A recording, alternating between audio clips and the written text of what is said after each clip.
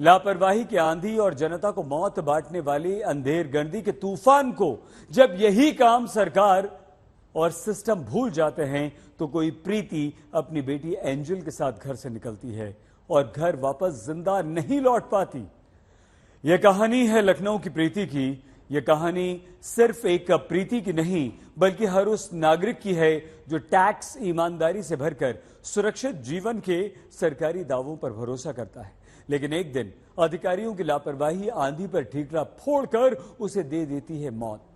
इस कहानी को आप प्लीज बहुत ध्यान से देखिएगा। प्रीति को इंसाफ दिलाना जरूरी है।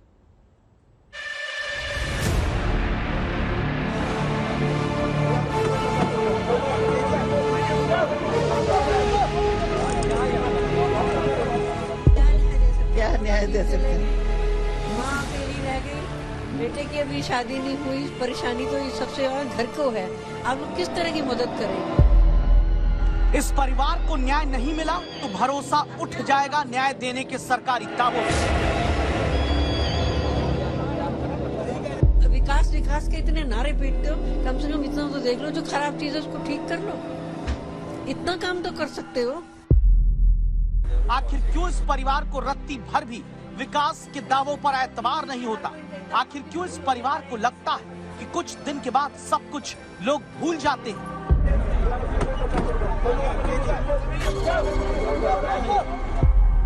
खाली नारे लगाने से काम थोड़ी चलते हैं।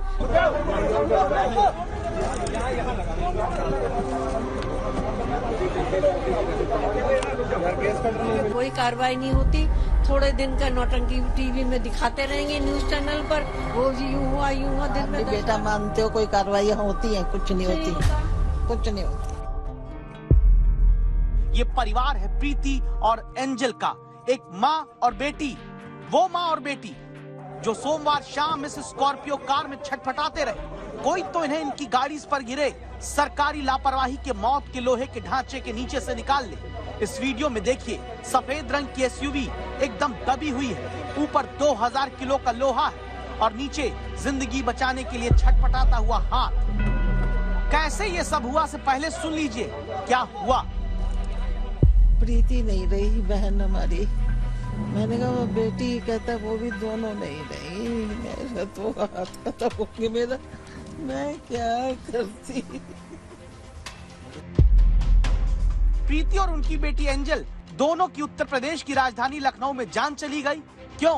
क्योंकि लखनऊ में नगर निगम, लखनऊ विकास प्राधिकरण, PWD, इकाना स्टेडियम प्रशासन, सबके अधिकारियों और सर्वे सर्वा ने अपनी आंखों पर मौत बांटने वाली लापरवाही की पट्टी बांध रखी है।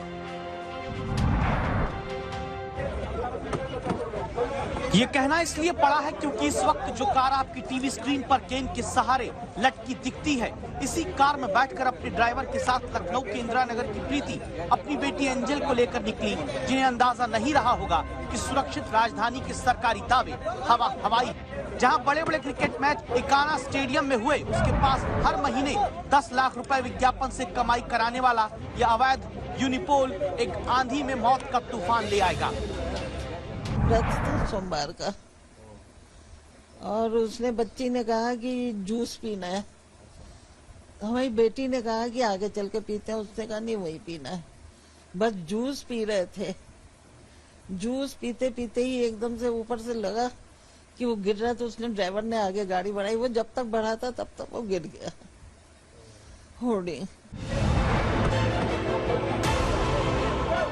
होर्डिंग गिरा तो ड्राइवर कहते हैं कि होश में था। उसने लोगों से दबी हुई गाड़ी में से हाथ हिलाकर बचाने की गुहार लगाई, लेकिन जहां 20,000 किलो का लोहे का ढांचा प्रचार के लिए बने होर्डिंग की शक्ल में गिरा हो, वहां आम लोग कैसे बचाते? ड्राइवर जो उनका था वो मूवमेंट कर रहा था, हाथ निकाल के हिला रहा था और बार बार जोर जोर से चिल्ला रहा था कि बचा लो, जल्दी बचा लो।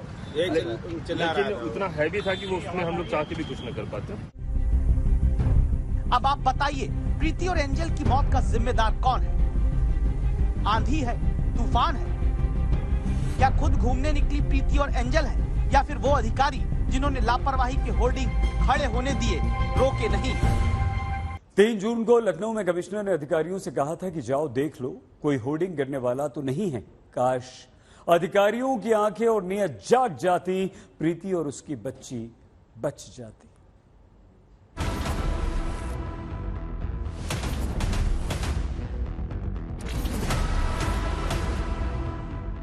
किसकी गलती है? आप स्टेडियम वालों की गलती है, होर्डिंग्स लगाने वालों की गलती है।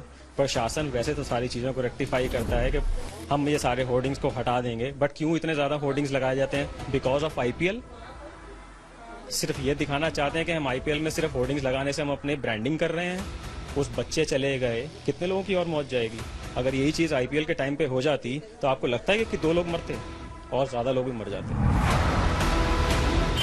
आईपीएल के मैच के दौरान इसी कान्हा स्टेडियम में न जाने कितने मंत्री आए, न जाने कितने अधिकारी आए, न जाने कितने दर्शक आए, लेकिन किसी ने नहीं देखा यहाँ प्रचार के नाम पर पैसा बटोरने के लिए लगे होर्डिंग मौत भी बांट सकते हैं। गैर कानूनी तरीके से किस तरीके से इस तरीके के बड़े बड़े यूनिपोल बिना किसी परमिशन के, बिना किसी मानक के जगह जगह लगाए जा रहे हैं।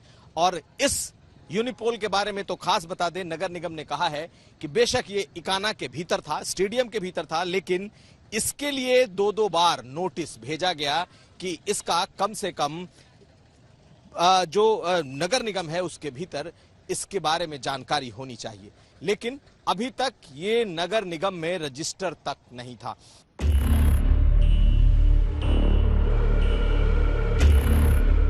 इकाना स्टेडियम के परिसर के साथ ये मौत का होर्डिंग ओरिजिन्स एडवर्टाइजिंग कंपनी ने लगाया, जहां अंधेरगर्दी ही अंधेरगर्दी हुई। नियम कहता है कि यूनिपोल 6 मीटर से ज्यादा ऊंचा नहीं हो सकता। आरोप है कि लखनऊ में यह नियम सिर्फ इकाना स्टेडियम के पास ही नहीं बल्कि कई जगह टूट रहा है। नियम कहता है कि किसी सर्टिफाइड इंजीनियर से पूरे ढांचे को मंजूर करा के उसकी कॉपी निगम में जमा करनी होती है। दावा है कि इस मौत के यूनिपोल में कोई कॉपी नहीं जमा हुई। नियम कहता है कि हर साल इजाजत की फीस जमा करनी होती है। पता चला कि इस मौत के यूनिपोल का तो 2 साल से पैसा नगर निगम में जमा नहीं था। नियम कहता है कि होर्डिंग के ढांचे की मंजूरी भी 1 साल के लिए मान्य होती है। पता चला यहाँ सिर्फ नोटिस देकर निगम ने पल्ला झाड़ लिया।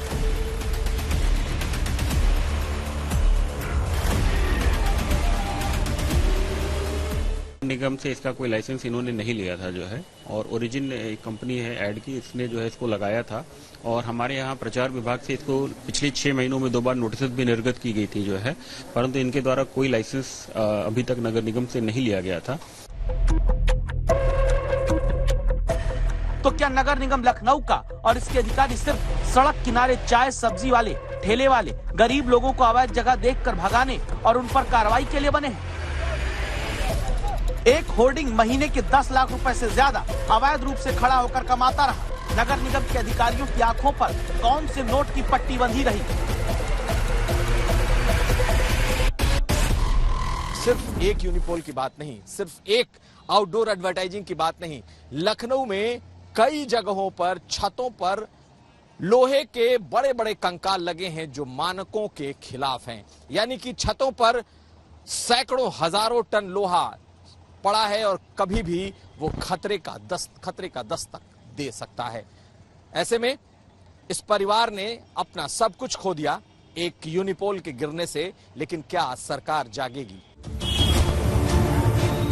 सरकार और सरकारी व्यवस्था राजधानी में इतनी लुंजपुंज है कि हर आंधी तूफान में लखनऊ समेत तमाम शहरों में सड़क किनारों से लेकर घरों की छतों पर खड़े कर दिए गए मौत के ढांचे गिरते ढहते रहते हैं। लेकिन सरकारी खजाने और नियम को चूना लगाकर अपनी जेब में पैसों की सीधी डील करके दावा है कि लोहे के ढांचे खड़े रहने दिए जाते हैं। जहां मां बेटी की जान जाने के बाद कहा जाता है कि एक्शन होगा।